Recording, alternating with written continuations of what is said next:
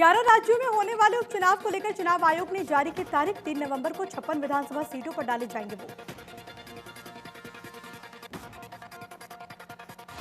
चुनाव आयुक्त से मिली जानकारी के अनुसार हरियाणा की बड़ौदा विधानसभा सीट पर भी 3 नवंबर को वोटिंग होगी। नतीजों का ऐलान 10 नवंबर को। बीजेपी प्रदेश अध्यक्ष ओपी धनखड़ ने कहा कि जेपी दलाल बड़ौदा उपचुनाव के प्रभारी हैं और अन्य नेताओं की भी जिम्मेदारी दी गई है। वहीं प्रदेश की चुनाव समिति में बीजेपी उम्मीदवारों के नामों पर विचार होगा। डिप्टी सीएम दुष्यंत चौटाला ने बड़ौदा उपचुनाव पर कहा कि बीजेपी और जेजेपी मिलकर उम्मीदवार का नाम तय करेगी। गृह मंत्री अनिल विज ने कहा कि बीजेपी पहले से ही उपचुनाव को लेकर पूरी तरीके से तैयार है और उसे सिर्फ चुनाव घोषणा का इंतजार था। बड़ौदा उपचुनाव पर परिवहन मंत्री मूलचंद शर्मा ने दावा किया कि हरियाणा में बीजेपी और जेजेपी गठबंधन की सरकार भारी बहुमत से बड़ौदा में जीत दर्ज करेगी। केंद्रीय राज्य मंत्री रतनलाल कटारिया ने कहा कि संसद में पारित तीनों कृषि अध्यादेश किसानों के लिए गेम चेंजर साबित होंगे। इन बिलों से किसानों को 4 विकल्प उपलब्ध होंगे। बड़ौदा उपचुनाव के लिए कांग्रेस ने मांगे आवेदन। दावेदार 30 सितंबर से 6 अक्टूबर तक कर सकते हैं अप्लाई। हुड्डा और शैलजा की अगुवाई में कल दिल्ली में अहम बैठक। बड़ौदा उपचुनाव की घोषणा होते ही नेता विपक्ष भूपेंद्र सिंह हुड्डा ने कहा कि इस चुनाव के लिए कांग्रेस पूरी तरीके से तैयार है। जीत कांग्रेस उम्मीदवार की ही होगी। कांग्रेस के राज्यसभा सदस्य दीपेंद्र हुड्डा ने बड़ौदा उपचुनाव में कांग्रेस की जीत का दावा करते हुए सरकार से कहा है कि सरकार से किसान परेशान है। बड़ौदा उपचुनाव की घोषणा पर बोलते हुए अभय चौटाला ने कहा कि कांग्रेस और बीजेपी दोनों ने बड़ौदा की अनदेखी की।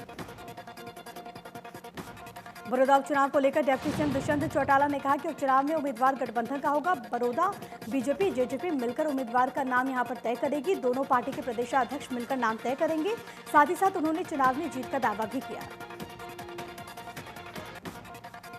मुख्यमंत्री मनोहर लाल द्वारा बड़ौदा हल्के के गांव बिचपड़ी में करोड़ों रुपए की योजनाओं का शिलान्यास और उद्घाटन डिजिटल किया जाना था, लेकिन आचार संहिता के चलते सभी कार्यक्रम स्थगित कर दिए गए। गुरुग्राम के आर्टेमिस अस्पताल में वर्ल्ड हार्ट दिवस के मौके पर कार्यक्रम का आयोजन हुआ। कार्यक्रम के तहत लोगों को हार्ट की बीमारियों से बचने के लिए कुछ खास टिप्स भी दिए गए। करनाल के गांव झंझाड़ी के पास झाड़ियों में युवक का शव मिलने पर पुलिस ने हत्या का मुकदमा दर्ज किया। फिलहाल पुलिस मामले की जांच में जुटी। पलवल में कोरोना पॉजिटिव मरीज की मौत के बाद शमशान घाट में देह संस्कार को लेकर हंगामा हुआ। आपको ये बताया कि दाह संस्कार को लेकर मंदिर के पुजारी मोहल्ले के लोगों के बीच हंगामा हुआ। रेवाड़ी में पुलिस की सीआईए टीम को मिली बड़ी कामयाबी। पुलिस ने 2 आरोपियों को स्मैक के साथ किया गिरफ्तार। दोनों आरोपी कुछ दिन पहले लूट के मामले में जमानत पर आए थे जेल से बाहर। जींद में पीएनबी बैंक से 20 लाख की चोरी का मामला आया सामने। जानकारी के अनुसार पीएनबी बैंक में एक बच्चा 20 लाख की नकदी चोरी कर मौके से रफू चक्कर हो गया। फतेहाबाद जिले में धान की पराली जलाने पर जिला उपायुक्त ने लगाया प्रतिबंध। जिला उपायुक्त ने 5 दिसंबर तक पराली न जलाने को लेकर दिए निर्देश। यमुनानगर की मंडियों में धान की खरीद शुरू हो चुकी है। पहले दिन मेरा फसल मेरा ब्यौरा पोर्टल पर दर्ज 15 किसानों ने अपनी धान मंडियों में लाकर रखी, जिसके बाद एजेंसीज ने धान की खरीद शुरू की। अनाज मंडी इंद्री में जीरी की खरीद नहीं होने से खफा किसान और आढ़तियों ने करनाल यमुनानगर स्टेट हाईवे पर जाम लगा दिया। प्रदर्शनकारियों ने सरकार और मार्केट कमेटी सचिव के खिलाफ नारेबाजी की।